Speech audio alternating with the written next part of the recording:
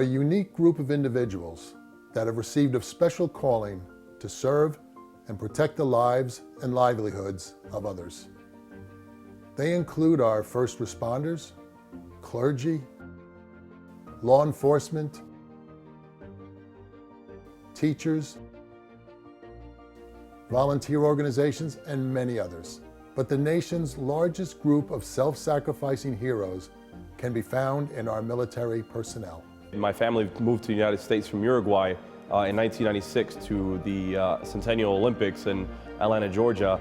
And my father and I were walking around Centennial Park, and I remember seeing a man in uniform, and I told my dad that one day I wanted to be a police officer like that man, and he looked at me and said, you know, he's not a police officer, he's a Marine. And of course, explaining it to a 6-year-old, he told me what they do and that they fight the bad guys, foreign and domestic. And so that image has stayed in my head my entire life, and throughout my upbringing, it was just one of those things that I wanted to be a part of a team. I wanted to be a part of something bigger than myself. The cost to pursue a higher calling can be great, and to live it can require great sacrifice. Being part of this selfless envoy, the military profession, it takes a call to greatness, a desire to serve others, and to act on behalf of the greater good. I was 15 when my parents both died, and my oldest brother, who had just turned 21, went and asked for guardianship of myself and my younger brother. And he came home from college and raised us until we became adults. We would have been in foster care had it not been for Kurt. There was no other family members to take myself and my younger brother, and we would have been split up and put in foster care. And that was quite a call for a 21-year-old man. There is something within us, a spark that's already been born in us, is innate to us. But unless we respond to that call, we will not become the people we're intended to be. A saying of Pope Benedict that what we're called to in this life is not just comfort, but greatness. We're called to greatness. And to have a great heart, a great soul, is to get out of ourselves and to want to serve others, to help others. It can be a rough life, and to be somebody to whom people can turn and say, it was a rough life, but it's a little better. It's a little better because you were there. It's really what life is given to us for. It's what life is all about. We are shaped by God to serve, while our military profession has trained us to a commitment to life, liberty, and the pursuit of happiness. I would say that, you know, initially at the age of 19, there was this feeling of wanting to do something other than just for myself, okay? I didn't really realize what that was until I was surrounded by an army of others who were doing the same thing. And then it was like an illumination round. I said, oh, this is what service really means. And that's where that term comes from. People used to say, what do you do for a living? And they would say, I'm in the service. And that term comes from serving others, whether it be your troops, your community, your national disasters, humanitarian, or in a time of war. You're serving someone else other than you. And I'm not looking for any kudos. We just want to serve the common good.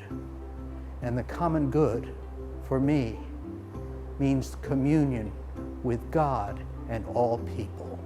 There is a cost to enjoy that freedom. The sacrifice of family separation, foregoing financial opportunities, as well as frontline exposure to the loss of life or limb. I'm really looking in from the outside because I never served in the military. But my admiration and appreciation toward those who served is immeasurable. Their higher calling is certainly more than money. I can assure you, not one of these individuals joined for the money. Going into the service, for those 2 years, that took 2 years out of my life, where those that didn't go got started with their careers, whatever they were. And I was 2 years behind. And then when I chose my career, the career that I did choose wasn't a very high-paying career. But at the same token, the career was more important than the pay. Education was not something that my parents strived to give us. What they gave us was get a high school diploma, get a good job, be a good citizen, keep the traditions. So it wasn't until I came back from Vietnam as a wounded soldier that I had this benefit that I took advantage of. And I took off in school. Because I was wounded at such an early age, I recognized that life was precious. I thought before I got wounded that bad things happened to other people. When I got hit, I realized bad things happened to me. And so the ideal of living my life, the ideal of being alive, walking around on this planet, figuring it out, was intensified. Because the military career path requires this highest form of love, self-sacrifice, it's clearly more than an occupation. It's a vocation with a higher calling. We're shaped and we're called, I believe by God, through the experiences of our lives, and also by, the temperament and character and talents that He's given us. And somehow, especially after serving a year in Vietnam, all of those things started to coalesce and point me in the direction of giving my life to continuing to serve people and to be part of something bigger than myself. Let's think about it. Sacrificing one's all to safeguard our nation's greatest treasure, freedom, a noble cause, a higher calling. The willingness to pay the ultimate price in serving one's neighbors sets the standard of the military profession in a class all by itself. On that night, we did a night raid looking for Taliban and enlaced IEDs, and I just happened to find one, unfortunately, and stepped on a 30-pound bomb, lost both legs below the knees, and had several other injuries, including both my legs being gone. And coming out of the Marine Corps and transitioning back to civilian life, I just knew there was something missing. I knew something big was missing. So when I applied to the police department, I went through the channels that you have to do: civil service, physical agility, psychological, polygraph examinations.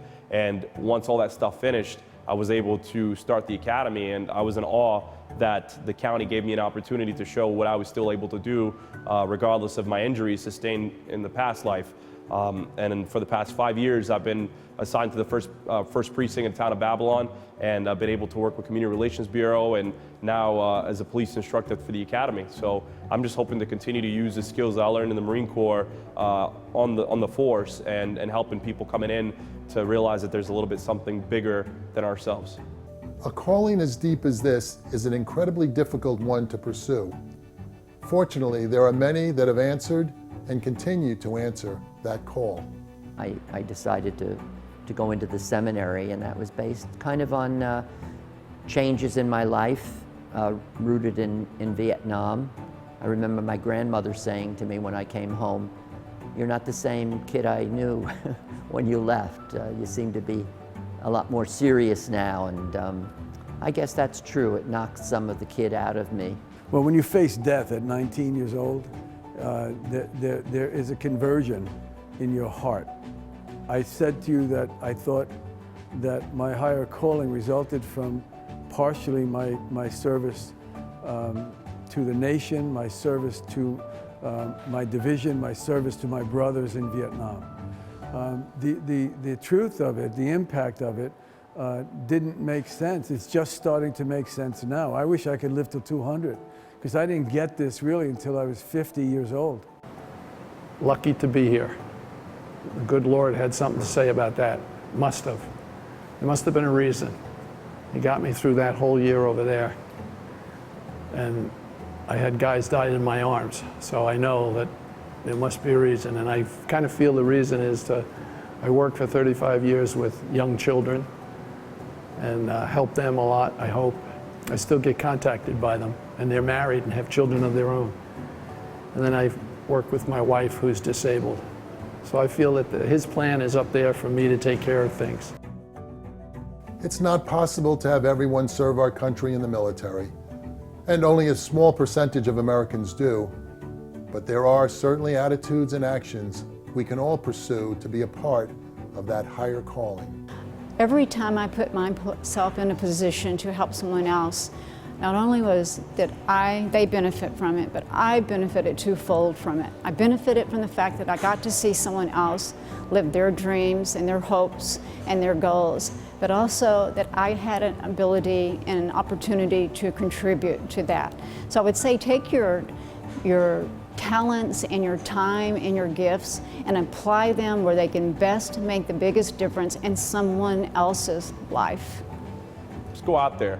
Just go out there and try to make a difference. Look for that role model. That's what I'm trying to do. I'm trying to set that footprint for other people like my daughter, to have an example to lead by. First of all, we have to listen to that small voice within, and that voice that's the driving force for your life. What is it that you're passionate about? What gives you a sense of purpose? What makes you feel like you have a place in this world so that you might make a difference? And in making that difference, the key element is never give up. We're all gonna fail. We're all gonna fall short. But it's the matter of getting up again and getting back into the battle, get back into the fight, get back into doing that which is good for all people. Find the cause of freedom.